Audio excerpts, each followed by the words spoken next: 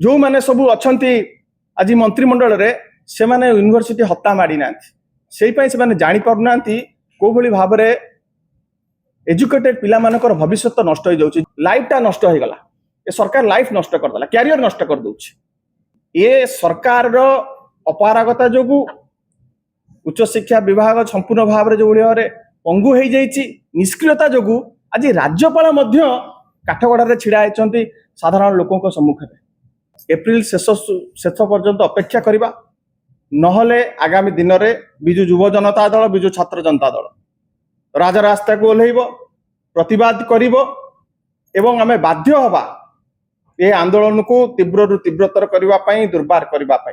बंधुगण आज जो प्रसंग को लेकिन आमे एठी आपण मानको डाकिचु ये कौनसी नुआ प्रसंग नुह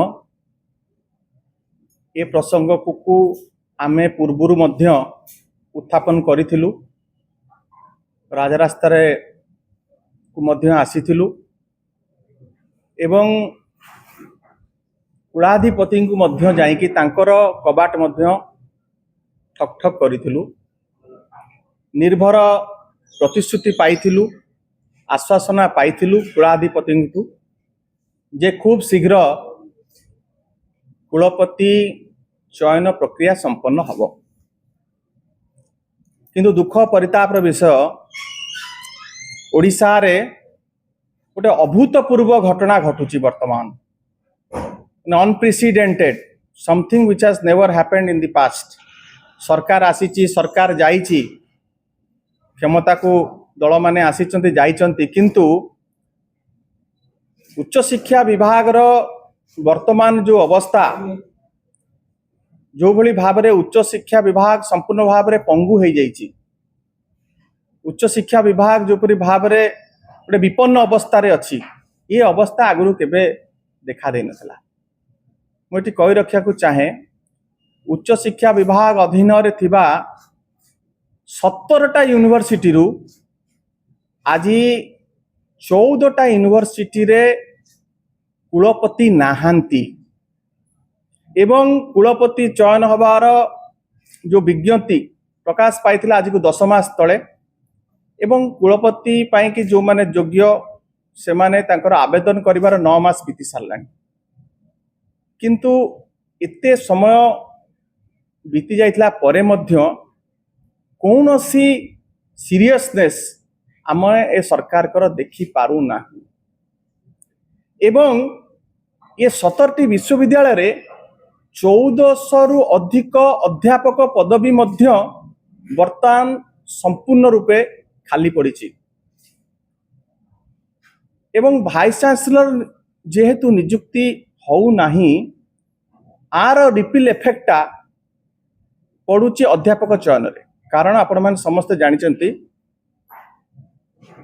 आमर प्रिय नेता पूर्वतन मुख्यमंत्री श्रीयुत नवीन पट्टनायक महोदय यही सबू जिनस को आखि आगे रखी तांकर जो दूरदृष्टि संपन्न से जो निष्पत्ति सबू नौथिले ओडिशा यूनिवर्सिटी एक्ट 1989 को 2020 मसीह तत्कालीन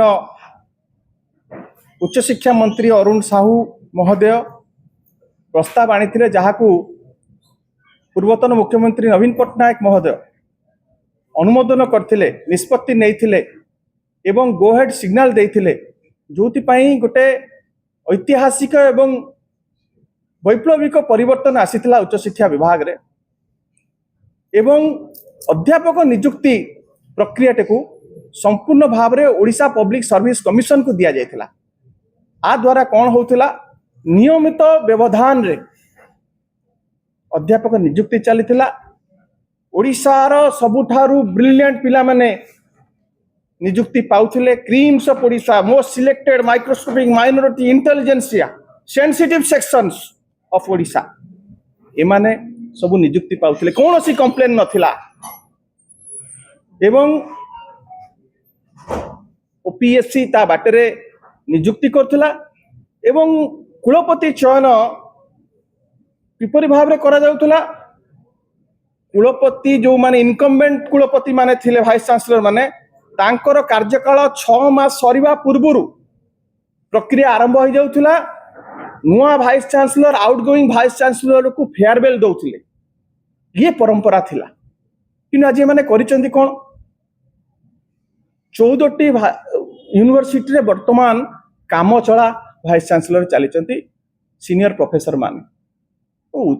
ओडिशा रे जति मुख्यमंत्री काम चला नुहंती ताले एते बड़ बड़ विश्वविद्यालय शिक्षा अनुष्ठान रो सर्वोच्च पदवी रे लोकटी काहे की काम चला बसिबो। एवं ए अहेतुक विलंब कोन पई होउची? ए अहेतुक विलंब पछर कारण होउची गेरुआ जैकेट खोजा चली।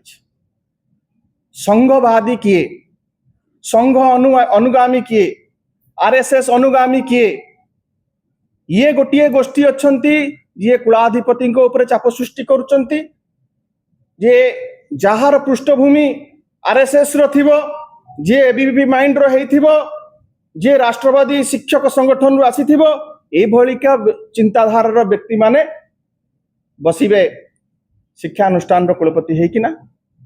एवं आउ गोटे गोष्ठी चाप पकाउचंती कुलाधिपति ऊपर, जे मोटा रकम रो चांदा दब टंका दब ताकू आमे कुलपति हिसाब रे बसैबा, परवर्ती समय रे ता माध्यम रे नियुक्ति प्रक्रिया रे करप्शन नेपोटिज्म करिबा एवं कैश फॉर जॉब स्कैम पुनी हबो। कामचला भाइस चांसलर आज की 18 मास 22 मास 14 मास हेलानी सब रही। कामचला भाइस चांसलर लिमिटेशंस अछि। कामचला भाइस चांसलर अध्यापक नियुक्ति करि परिबेनी। वर्तमान आपण जानतु कौन सी उन्नयनमूलक कार्यक्रम हेई परनी, संपूर्ण भाव में ठप सबु यूनिवर्सिटी मान आपण माने जाई देखंतु रिसर्च एक्टिविटी संपूर्ण भाव में ठप। परीक्षा ठीक समय हेई पारु नाही, परीक्षा फलाफल ठीक समय बाहरु नाही, छात्र छात्री माने नानादी प्रकार असुविधार सम्मुखीन होउचंती। हॉस्टल रे मेस रे केही सुनिया पई नाहंती। ए भलिका गोटे अवस्था हायर एजुकेशन डिपार्टमेंट रो केबे आगुरु देखा दे नतला। Higher education department is in doldrums, precarious condition. एबे किछि दिन तळे आपण देखिथिबे ओडिशा माननीय हाईकोर्ट मध्य भर्सना करिसंती। जो कथा कहि कि ओडिया अस्मिता कहि कि एमाने सरकार को आस्तिले, ओडिया अस्मितार प्रतीक जो ओडिया यूनिवर्सिटी को आम प्रिय नेता नवीन पट्टनायक करथिले, एमाने क्षमता को आसीबार 2 वर्ष हो गलानी। सेठी ना भाइस चांसलर अछंती, 21 टी पदवी सेठी अछि, अध्यापक पदवी जणिए कई नांती, जीरो। ये अक्षमणीय अपराध, आकु हमें कंडेम करूछु। उच्च शिक्षा विभाग ऊपर कहार निघा नहीं। एवं आमर मन होउची जेहेतु आपण देखंतु जो माने सबु अछंती आज मंत्रिमंडल रे, से माने यूनिवर्सिटी हत्ता माडी नांती। सेई पई से माने जानि पारु नांती को भली भाव रे एजुकेटेड पिला मानकर भविष्य नष्ट हो जाउची। जो माने 2 वर्ष पीजी पाठ्यक्रम पई आसीथिले 2024 मसिया रे, जो माने आरंभ करथिले तांका सेशन, वर्तमान तांका सेशन सरीवा को बसिलानी। गेस्ट फैकल्टी रे तांकर लाइफ टा नष्ट हो गला। ए सरकार लाइफ नष्ट कर दला, कैरियर नष्ट कर दोछ। ए अवस्था मु एठी कहि रखिया चाहे, आमे कुलाधिपति को जाई कि ए विषय रे भेटी किना आसीथुलु, आश्वासना पाइथुलु जे फेब्रुआरी शेष सुद्धा ए नियुक्ति प्रक्रिया एवं अध्यापक विज्ञप्ति मध्य प्रकाश पाइबो, किंतु ताहा हेला नाही। एबे किछि दिन तळे मध्य एससीबी घटना को नै कि आमे राज्यपाल पाखु जाइथिलु। राज्यपाल सेठी मध्य मु पचारिथिली जे सर कोन हेला एते विलंब हो गलानी, काहे कि होई पारुनी ना, खूब शीघ्र 7 दिन भितर हो जिवो। ये सरकार रो अपारगता जोगु उच्च शिक्षा विभाग संपूर्ण भाव रे जो रे पंगु हो जाइछि, निष्क्रियता जोगु आज राज्यपाल मध्य काठगड़ा रे छिड़ा आइचंती साधारण लोकों को सम्मुख में। राज्यपाल वर्तमान असहाय। तो मु अनुरोध करुच्ची आपण मानक माध्यम रे राज्यपाल महोदय को जे ओडिशा यूनिवर्सिटी एक्ट 1989 जो क्षमता राज्यपाल को देछि, अखंड क्षमता देछि, ताकु से प्रयोग करंतु, हस्तक्षेप करंतु एवं हजार हजार छात्र छात्री भविष्यत जो आज अंधार को ठेली जाऊँगी एकाडेमिक एटमोस्फियर नष्ट हो गलानी